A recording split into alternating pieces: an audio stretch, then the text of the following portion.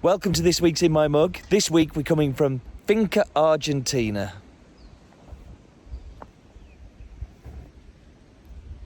What a view.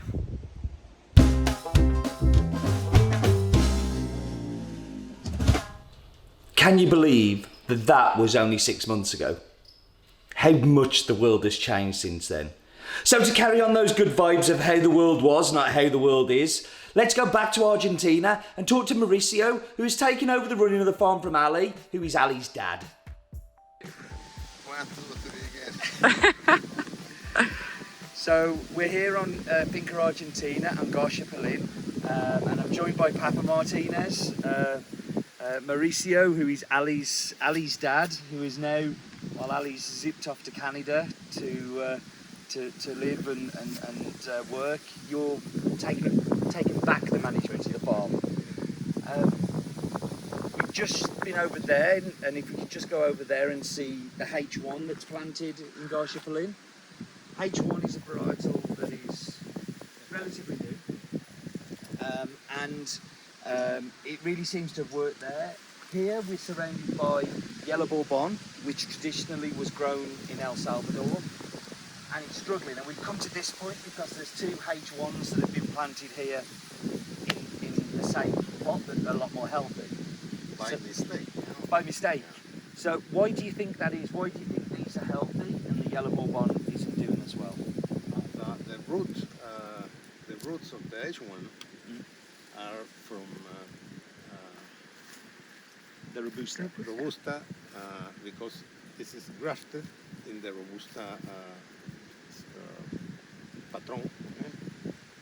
So it's much stronger. And if we just look here, we've got a hole here, and we were just looking at the soil and how hard it is.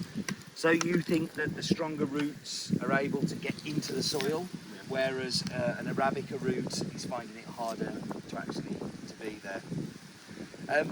What are the other bonuses of H1? Why would a producer plant H1 over Bourbon, apart from the root structure? Yielding, it's supposed to yield 40-50 quintales per area. And what would that be with Bourbon? How many quintales? 15, 18. So like 50-70% more yield. Yeah. And for disease, so for Roya, that's a massive problem here. How does Bourbon fare against H1? H1 doesn't have any disease. We don't have any Roya there, and barely a few Ojo de Gallo. Meanwhile, the Bourbon, it's an attraction for everything, for Roya and everything. And the early signs of H1 with cupping compared to Bourbon, what has El Salvador seen? Because there's a lot of H1 being planted recently. Are we seeing the cup quality with H1 that we would see with Bourbon? I don't know. How did you like it? Well, I liked it. And I think there's been some examples of it doing very well in Cup of Excellence, hasn't it? I think the difference is that the H1 is softer, maybe. Yeah. And the Bourbon, it has a little bit more acidic. Yeah. And maybe more chocolatey. And have you seen a lot of, like your neighbours, for instance, planting different things to Bourbon now? I mean, is that happening quite a lot here? We don't see too much planting now. No. But when they are planting, are people planting Bourbon or are they planting H1? They plant Pacas. H1 is a very expensive plant. So to give people an idea at home, a Bourbon plant would cost like 30 cents. 30 cents. And a H1 would cost 60. 60. Yeah. So twice as expensive. And the problem with the H1 is that you cannot take the seed and get a new plant from the seed. You have to reproduce it by cloning. And that's because H1 is it's not a stable varietal. It has to be cloned, so it doesn't turn back into one of the other plants that it was. And that takes generations, and we're not quite there with it yet. Do you think that's going to be a problem when you come to replant, that you can't take your own seedlings, or is that a small price to pay to have a good yield? No, you have to keep buying the plant. No? Yeah. With the Bourbon, you can get the seed and do a new planting. But the trade-off for a better yield is, and not to be disease resistant, is worth that extra investment for you.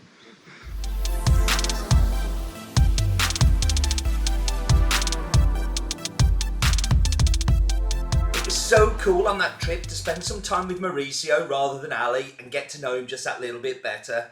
For a little bit more clarity, Ali's now living in Canada with his family, as his wife got work out there, so they've moved. And for the long term, they're probably going to be there. So Mauricio has taken on all of the husbandry and all of the work on the farm.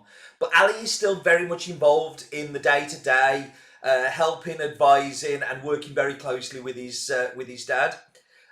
So this week's coffee comes from Fincona 2, and Fincona 2 is around about 12 hectares or so, and is the second highest part of the farm, the very highest being San Jorge. The soil has less clay, so it's softer, which allows the coffee tree's roots to grow better. And it's not unusual for Fincona 2 to be one of the highest producing parts of the farm. It has an altitude, it's around about 1,200 to 1,300 metres above sea level. It's on a nice gentle slope, and then has a hard steep area as you get higher and you get close to San Jorge. The coffee is 100% Bourbon. Now, very recently, you would have found most of the coffee being Bourbon in El Salvador, around about 70%. But as Mauricio was talking about in the video, things like H1 are starting to be tested and planted more. And I think having that variety of varietal will very much help protect them from outbreaks of leaf rust and things like that. Just some genetic diversity amongst the coffee plants. But Bourbon will always remain one of the most important coffees of El Salvador, and it's definitely what gives it its fantastic cut profile.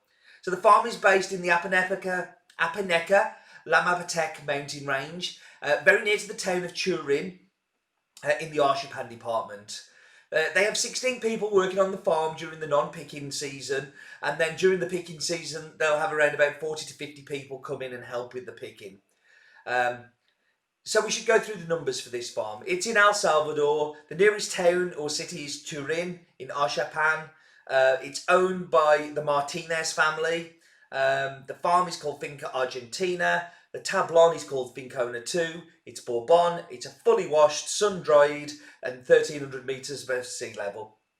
So, without delay anymore, let's go to Steve and the tasting. So as I said to you, this comes from Fincona 2, and Fincona 2 historically has produced the some of the better coffees higher up. Fincona 1 is a little bit lower down on the map and doesn't produce as good. Now, Fincona 2 is an exclusive for In My Mug, and I'm going to taste this Fincona 2 and give you the taste scripts, but I'm also going to tell you what Fincona 1 is like, and maybe you want to go on the website and buy that one, because that one isn't going to be an In My Mug. But let's get into it now. So, El Salvadorian coffees for me are fantastically chocolatey coffees, like real big milk chocolate notes. With this one, there's a little bit of a biscuity note as well. I want you to think of a chocolate hobnob style of sweetness, with a little shoulder of acidity, which is green apple, like that, for kind of fresh, bright Granny Smith green apple acidity. But it's a shoulder. It's not dominant. The big flavours in this are sweet and chocolatey and biscuity and lovely. Now, Fincona 1, which is going to be available on the website, it has that sweetness and it has that green apple acidity, but the sweetness is a little bit different. It's a little bit more buttery.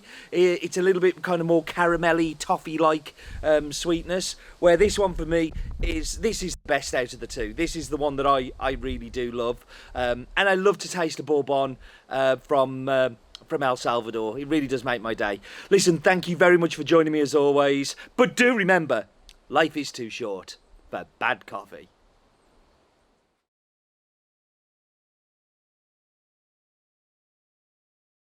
So we joined. Are you recording? Yeah. So we're joined by Papa Martinez.